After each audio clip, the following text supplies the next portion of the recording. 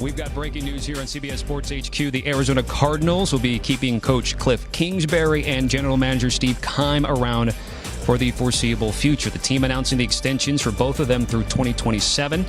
Cardinals coming off an 11-6 season, their first playoff run since 2015, and Kingsbury's third season at the helm. This new contract, plural, comes just days after their star quarterback Kyler Murray expressed his desire for a long-term deal, with his agent saying, quote, "Actions speak louder than words in this volatile business." And with that, we say what's good, streaming people. We're at the Combine alongside Jonathan Jones, Jason Canfora, and Pete Prisco. I'm Tommy Tran. JLC, you sort of confirmed this before it became official, said they're getting extensions, but this is a essentially make-or-break year. Please explain.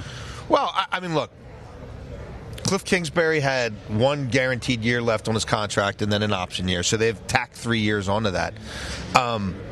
But we've seen in this league guys get extensions because it's what you have to kind of do to signal to your fan base and signal to your season ticket holders and signal, in this case, to your quarterback that this is the brain trust and we're going to continue to bring you along. But they haven't won anything of significance. They've spent a lot of money. They brought in a lot of older, big-time free agents who are closer to the end, to the beginning, than the beginning. And the quarterback hasn't been paid, and the quarterback's agent is the same agent as the head coach. And I still think there's a lot of work to be done for this organization. So, yeah, it's a vote of confidence, but I can remember people getting contract extensions, and 18 months later, they're looking for work. So I think it's something they probably had to do from an optics standpoint, from a messaging standpoint, from a branding standpoint. But the verdict's still out on the quarterback, and then thus the verdict's still out on them. Right. If they don't play well this year, they're all going to get blown out anyways. And the quarterback is the guy. He's got to play better. And when you look at him and his contract extension, he's small. He's been hurt the last couple of years. That's concerning. And there's the whole viewpoint that he's not warm and fuzzy with teammates in the building. And so when you take that into account, how do you give him a contract extension? And if you don't give him a contract extension, you're damned if you do, and you're damned if you don't. So, personally, this is all optics, like you said. It's all about whether Kyler Murray can take his game to the next level for an entire season, not the beginning. Same for Kliff Kingsbury, by the way. They both have to win throughout the season, not just get off to a good start, but finish. If they don't, look, Murray's probably not going anywhere, but those two, Keim and Kingsbury, probably will be out. Well, and with Kliff Kingsbury, when you talk about finishing out the season, that's been a theme with him through his college career and into the pros. He falters once you get to the week 11, the week 12, the week 14. We saw it again this season with the Arizona Cardinals. And so when I look at this, I completely agree with what you two have been saying as it relates to Kyler Murray. I think ultimately he's going to get paid. I do believe ultimately he will get paid. It's not going to be anytime soon. This idea, it certainly shouldn't be. This idea that it's going to happen before the start of free agency is ludicrous. It probably won't even happen once we get to training camp. And then what's going to happen? He might hold out. Pete, you talk about it. He's a guy who is a little strange in the locker room with guys. You can do that on your rookie scale contract. I talked to two prominent baseball agents recently who have no dog in this fight, and I was talking about them, not about football-related things, and they both said, hey, don't be shocked if Kyler Murray shows up in somebody's spring training. Remember, he was a first-round pick of the A's. Are they going to have spring training this year? Well, for minor leaguers, I mean, I don't think he'd be on a 40-man roster. So he has some leverage in that regard, but it's not all warm and fuzzy between these guys. And it's a weird situation now where the head coach got his extension. They've got the same agent, Eric Burkhart, and you've got Kyler Murray going to the wall, doing all these passive-aggressive things and writing a manifesto about why he should be paid.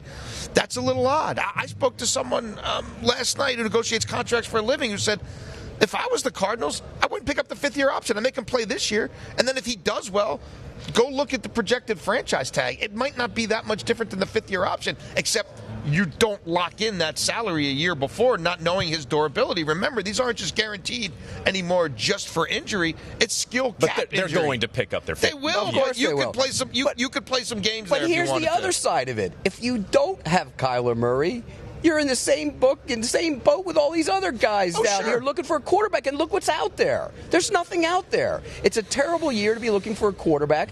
We don't know if there's going to be a couple big-time quarterbacks in the draft next year or not. There aren't in this draft. Right. So what do? Like I say, you're damned if you do, and you're damned if you don't. You got to play it out. Let them play out. We'll see. We know money, of course, is at the center of the issue for Kyler Murray, but do we care? Or what are you guys hearing? Will years matter? 4, 6? Is there a number there? Well, I think the Arizona Cardinals would like to lock him in for as long as possible. If they're going to have to do this song and dance, he's obviously going to want to get another bite at that apple as quickly as possible. If it were up to him, I think he'd probably take a 2-year, $100 million contract and then walk out the door, right?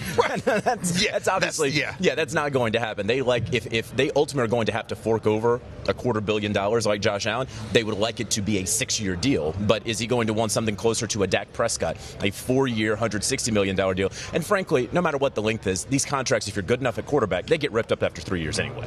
Yeah, look, I'd be focused on magic numbers like he's going to want $40 million a year. He's going to want well in excess of $100 million fully guaranteed at the time of signing. He's going to want Josh Allen type numbers. He is not Josh Allen in a lot of metrics, including size, weight, durability. Runner up to MVP. Yeah, like staying on the field. But that's you read their screed. That's the argument that they're making, and the difference too is Josh Allen gets stronger as the season goes along because he's such an ox.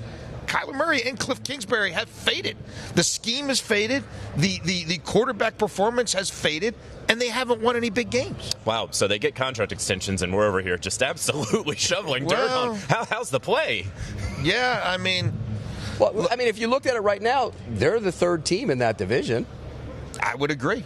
Right? Even with the 49ers situation being a little unsettled. They're the third team in the division. And halfway through last season, we were talking them as being one of maybe the best team in the league at one point. They're not. They're far from that now. All right, to wrap things up here with the news today for both Steve Keim and Kliff Kingsbury, who was here yesterday answering the questions and then conveniently having the news break here today, of course. Does this accelerate, or do we anticipate the Kyler Murray stuff going even further to the season here in the offseason? Oh, it's absolutely. We're going to be talking about this in August, and we're going to be talking about it the rest of this week. There's going to be another shot across the bow here.